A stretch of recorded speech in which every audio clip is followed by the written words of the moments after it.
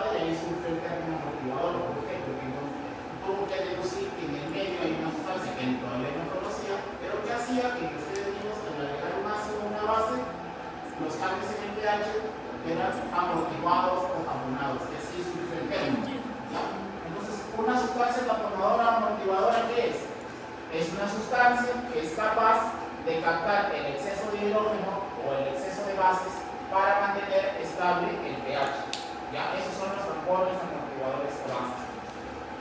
Y no son tantos, así que los vamos a escribir por acá, los principales. Para eso debemos saber cuál es el principal tampón de líquido intracelular. Aquí el principal son las proteínas.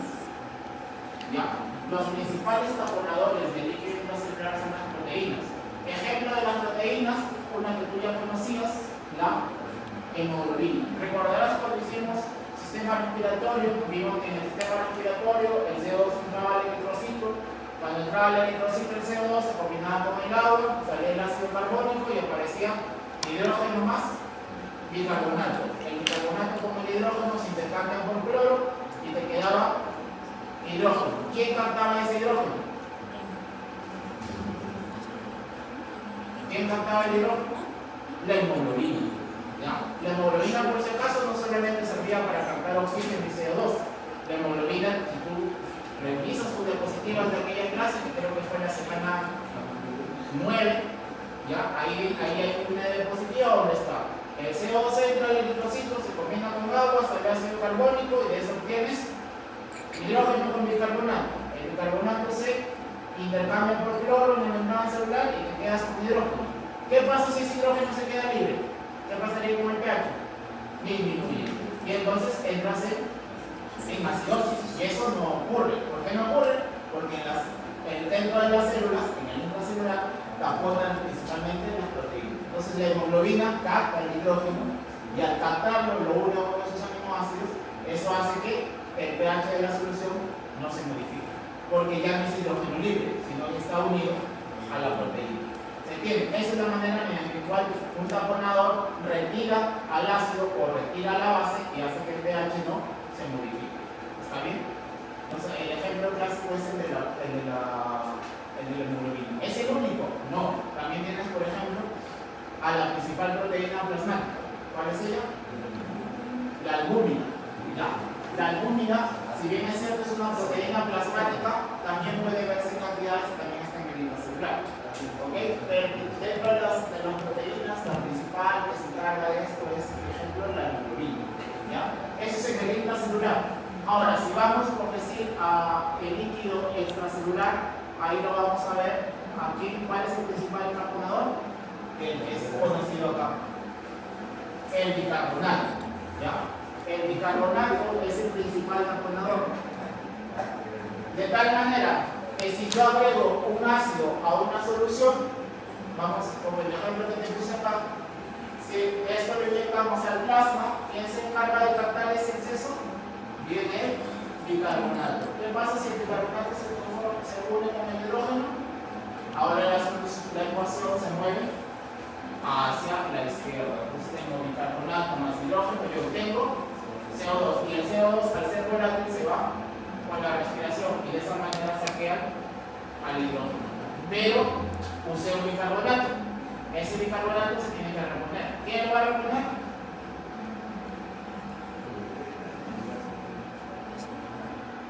Recuerda que para que ese bicarbonato se haya obtenido, el eritrocito ya había formado un bicarbonato. Entonces el bicarbonato ya está ahí. ¿Qué otro órgano se encarga de formar nuevos bicarbonatos? El riñón. ¿Ya? El riñón. Entonces de eso se trata un buffer. ¿Ok? Ahora, ¿qué pasa si yo en cambio le agrego bases? Ahora le agrego bicarbonatos. ¿Quién se encarga ahora de sacarlo del exceso de base acá? Supongamos que le agrego bases. Este bicarbonato, ¿con quién se une? Con uno de los hidrógenos. Y ahora nuevamente voy a obtener CO2, y el CO2 se elimina con la respiración. Entonces, ya sea que yo agregue ácidos o bases, los sistemas buffer hacen que el exceso de ácido o el exceso de base sea retirado. Y con eso tú mantienes un pH estable. Entonces el concepto de buffer no es solamente una sustancia en particular, suele ser el conjugado de un ácido débil con su base conjugada. ¿Ya? Entonces, si me preguntan cuál es el principal taponador de los líquidos extracelulares, la proteína, ejemplo, la hemoglobina. ¿Ya? Y acuérdense el de la respiración. ¿Cuál es el principal taponador de los líquidos extracelulares? El bicarbonato. ¿Y cuál es el principal taponador del líquido tubular? En el líquido tubular, el principal taponador es el fosfato.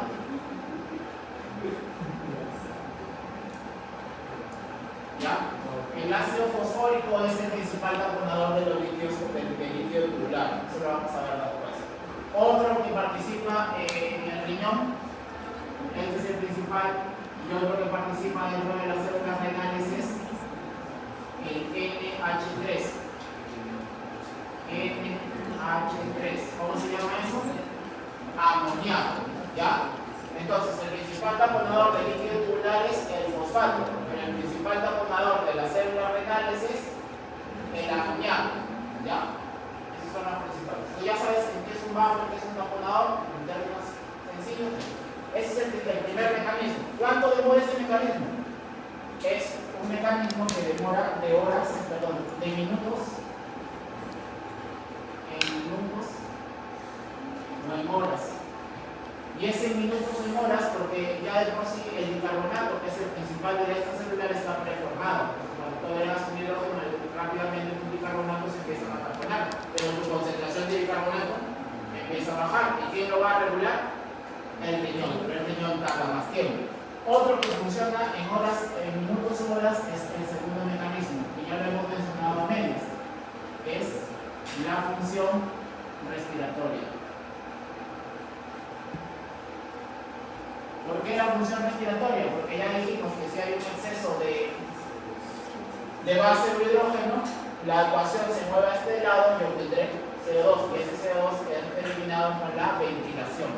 De tal manera que la función respiratoria, mediante incremento o disminución de la ventilación, modifica la concentración de CO2. ¿Okay? Ese es el mecanismo respiratorio. ¿Cuánto se tarda la respiración? Minutos y horas. Son los dos mecanismos principales para regular a corto plazo el nivel de pH. Pero el que lo va a regular a mediano y largo plazo de manera sostenida es en la función renal. ¿Ok? La función renal. La función renal ya va a tener la característica de poder regular a mediano y largo plazo el nivel de pH. Y esto lo logra en horas o días. Pero es más sostenida esta regulación. Y para eso entonces tenemos que recordar cómo es que se reacciona el bicarbonato, cómo se reabsorbe también.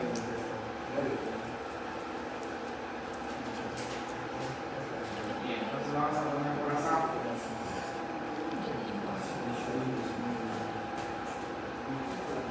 Túbulo contorneado proximal, que es la primera parte de la porción tubular. En el túbulo contorneado proximal, entonces recordarás, a la izquierda va a ser la función del líquido tubular, la célula, y a la derecha va a ser el intersticio. ¿Ya? ¿Cuál es la que hace que todo funcione? La bomba. Bomba de sodio, potasio, ¿qué pasa? Botas 3 sodios, entran 2 potasios. Ojo, túbulo contorneado proximal, ¿ya? Aquí que encontramos al NH3. ¿Qué hace el NH3?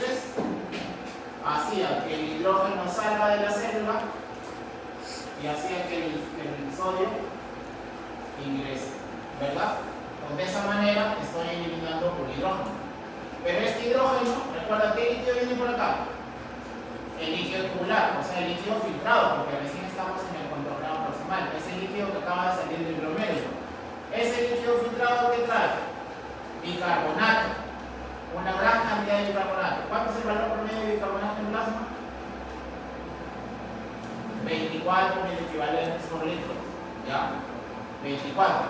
Entonces todo ese bicarbonato filtrado, ¿qué pasaría si no se recupera?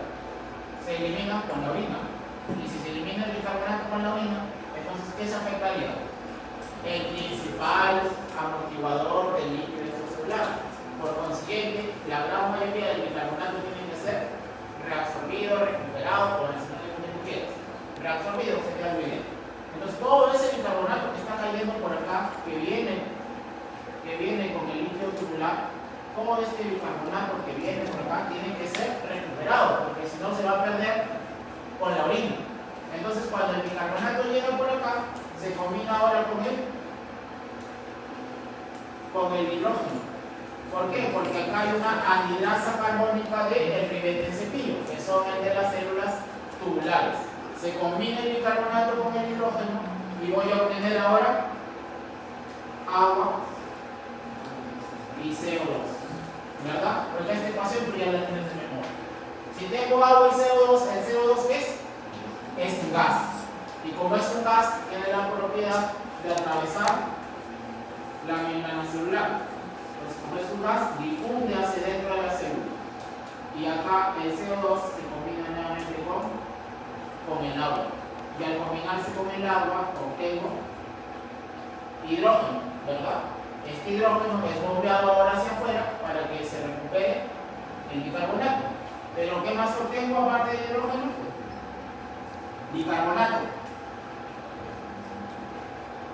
Y este bicarbonato ahora va a salir de la célula y va a ser reabsorbido unido con el sodio. Y sale por eso como bicarbonato de sodio.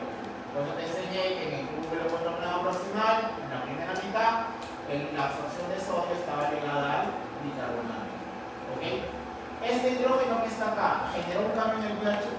No, porque este hidrógeno, mira, nació de este CO2, fue expulsado, salió el líquido tubular y volvió a juntarse CO2, y ese volvió a entrar. Entonces simplemente ese hidrógeno está dando vueltas, pero no modifica nada el pH. El objetivo de esto es poder recuperar al bicarbonato. Exactamente, ¿es la misma molécula de bicarbonato? No, no es la misma. Este bicarbonato se volvió a convertir en esto, volvió a entrar y ahí apareció otra molécula de bicarbonato. Pero el objetivo es que recupere esa molécula de bicarbonato. Bien. ¿Ok? Y de esa manera se reabsorbe el bicarbonato en el cúmulo contornado proximal. Este bicarbonato, por si acaso, no solamente se transporta con sodio, también se puede intercambiar con cloro. ¿Ya? Ese mismo bicarbonato, pero hay otra proteína que lo intercambia con cloro. Esto entonces es en el túbulo contorneado proximal. Túbulo contorneado proximal. Bien. Luego, en el asa de Henry, en la porción descendente, ¿hay algo que ver con el bicarbonato? No, porque la porción descendente recuerda que es impermeable a los solutos. Luego tenemos la porción ascendente. En la porción ascendente lo que se absorbe es sodio por los canales sinapios. Luego tenemos la porción ascendente gruesa. En la porción ascendente gruesa, ahí recién se vuelve a absorber bicarbonato por un mecanismo muy similar. ¿Ya? Sale un ácido, se combina con una base y luego el bicarbonato se vuelve a juntar. ¿Ya? Pero ¿cuáles son los mecanismos que van a participar en los siguientes túbulos? Acá ahora vamos a ver el papel de cuáles habíamos dicho que eran los principales acordadores del líquido tubular: el fosfato y el NH3. Recuérdalas que en el túbulo contorneado proximal es el único lugar donde se reabsorbe fosfato. ¿Cómo se reabsorbe el fosfato? En el túbulo contorneado proximal. ¿Cómo se reabsorbe el fosfato? En un cotransporte ligado al sodio. ¿Ya? En un cotransporte ligado al sodio. En las otras partes del túbulo, de los túbulos, ¿se reabsorbe el fosfato? No, el fosfato solo se reabsorbe en el túbulo contorneado proximal. ¿Ya? ¿Y es inhibido por qué hormona? ¿Qué hormona inhibe la reabsorción de fosfato en el proximal? La paratormona inhibe la reabsorción de fosfato en el túbulo contornado proximal. Entonces el fosfato se reabsorbe con sodio, solamente en el túbulo contornado proximal. ¿Cuánto del fosfato filtrado? El 85%. El 85% del fosfato filtrado es reabsorbido. Significa que el 15% del fosfato que queda no se reabsorbe y ya no puede ser reabsorbido en las siguientes partes porque simplemente no tiene este transportador. Y entonces todo ese fosfato que pasó por el túbulo contornado proximal y que ahora va a llegar al enlace de Henle y luego va a llegar a los túbulos cristales y colectores, ya no se puede reabsorber. Entonces, ¿para qué sirve? Sirve como buffer. Ya ahora va a servir como buffer. Cuando ya progresemos entonces, por decir, y avanzamos hacia el túbulo contorneado cristal y los túbulos colectores, este fosfato que no se pudo reabsorber, ese 15% que queda, se va a convertir en un buffer. Entonces ahora, si es un buffer, ¿a quién va a ligar? Al hidrógeno. Y cuando se liga al hidrógeno aparece el ácido fosfórico. ¿Ok? Aparece el ácido fosfórico. Y este ácido fosfórico se elimina con la orina. Se elimina con la orina. ¿Verdad? Pero ¿qué tipo de células están acá en el túbulo contorneado distal y colector que eliminen hidrógeno?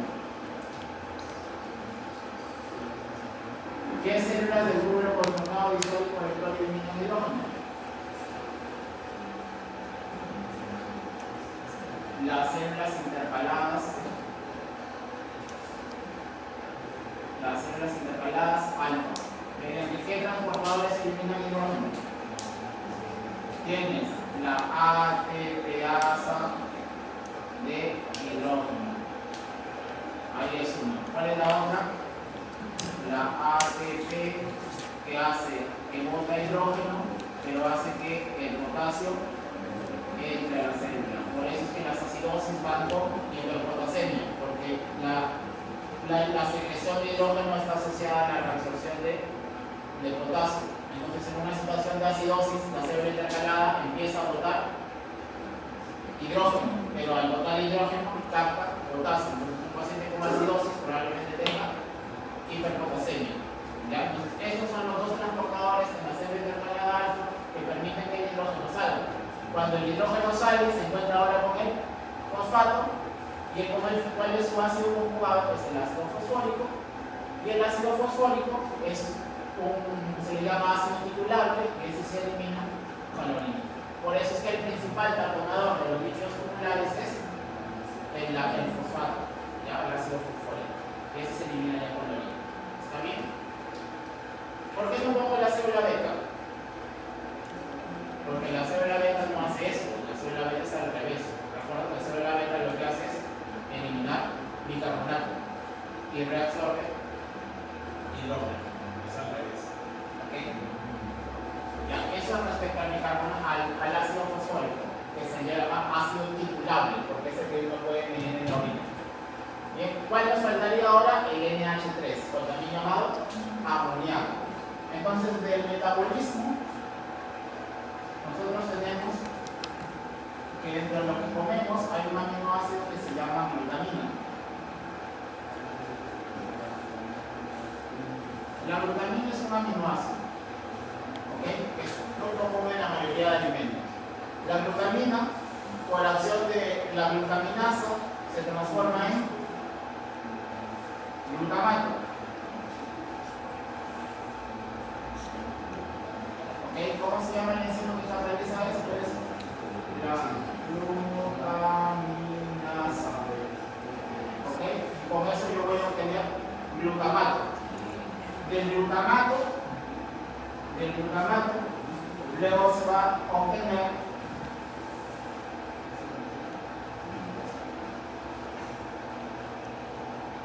NH3. ¿Ok? O también llamado amoníaco. Y del glutamato también voy a obtener alfa, zeta, glutarato. Del alfa-cetoglutarato, por un montón de mecanismos, termina convirtiéndose luego en uno de sus productos, termina siendo bicarbonato. Y este bicarbonato se reabsorbe, intercambiándose con quién? Entonces, glutamina. La glutamina es un aminoácido de los alimentos. Por la acción de la glutaminasa sale el glutamato. Del glutamato obtengo, recuerda que es un aminoácido, o sea, tiene extremos amino, ¿verdad? Pues tiene H2. Le agregas un hidrógeno y ya tengo amoníaco. Del glutamato también obtengo alfa-cetoglutarato y del alfa-cetoglutarato por otros mecanismos termino obteniendo bicarbonato que se intercambia con cloro. Al final queda un bicarbonato. Por eso es que el riñón no solamente tiene la capacidad de recuperar bicarbonatos, porque por ejemplo en el túbulo contornado proximal este bicarbonato lo creó el riñón, no, solo recuperó uno que se hubiese perdido con el líquido tubular. En cambio este no, este acá sí lo generó. Entonces el riñón tiene la capacidad de generar bicarbonatos según la necesidad. Entonces toma de acá la glutamina y termina convirtiendo un bicarbonato de nuevo y este se reabsorbe intercambiándose con el cloro. Pero nos quedó el amoníaco. ¿Y el amoníaco para qué sirve? Pues el amoníaco tiene la capacidad de ser liposoluble. Y como es liposoluble, se va hacia el líquido tubular, o sea, atraviesa la membrana celular. Y cuando atraviesa la membrana celular, ¿por qué se encuentra? Con un hidrógeno. Se combinan y ahí nace, ¿cómo se le llama al NH4? ¿Cómo se llama el NH4? Si es amoníaco, este es amonio. ¿Ya? Este es amoníaco, este es amonio. Y el simple hecho de haberle agregado un hidrógeno hace que cambie sus características. Mientras el NH3 amoníaco es lipofílico, o sea, tiene la capacidad de atravesar la membrana celular, el amonio no. El amonio no es lipofílico, entonces se queda atrapado en el líquido tubular y se elimina también con la orina. Y el olor que tiene la orina es justamente por el amonio. ¿Ya? Entonces, sí es la secuencia. Esto de acá es para la reabsorción del bicarbonato, así como lo he puesto en el proximal, también ocurre en el asa de Henle muy parecido usando bases. En cambio, en el túbulo contornado está el colector, ya tenemos la presencia del fosfato que hace la presencia de carbono bajo, captando nuevos hidrógenos para que los equilibrios con la orina. Y también participa el amoníaco, que al ser lipofílico se une con el hidrógeno, forma amonio y el amonio ya no es lipofílico, por tanto ya no regresa a la célula y se queda atrapado en el líquido tubular y se va con la orina. ¿Para qué me sirve eso? Porque este hidrógeno lo boté. Y de ya para qué generé un nuevo bicarbonato. Y este se reabsorbe hacia la sangre y ganaste un buffer. ¿Ok? Entonces, en situaciones de acidosis o alcalosis se dan todas estas reacciones en mayor o menor medida. Si por ejemplo tengo acidosis, significa que tengo exceso de hidrogeniones. En el exceso de hidrogeniones voy a tratar de eliminarlos. Después de que estos mecanismos ya funcionaron, empecé a entrar a ese riñón. Pues se tarda, esto de acá no es tan rápido, esto se requiere horas o días. ¿Ya? Entonces, si tengo exceso de hidrogeniones, la célula alfa empieza a trabajar. Bota hidrógeno, y los carbonatos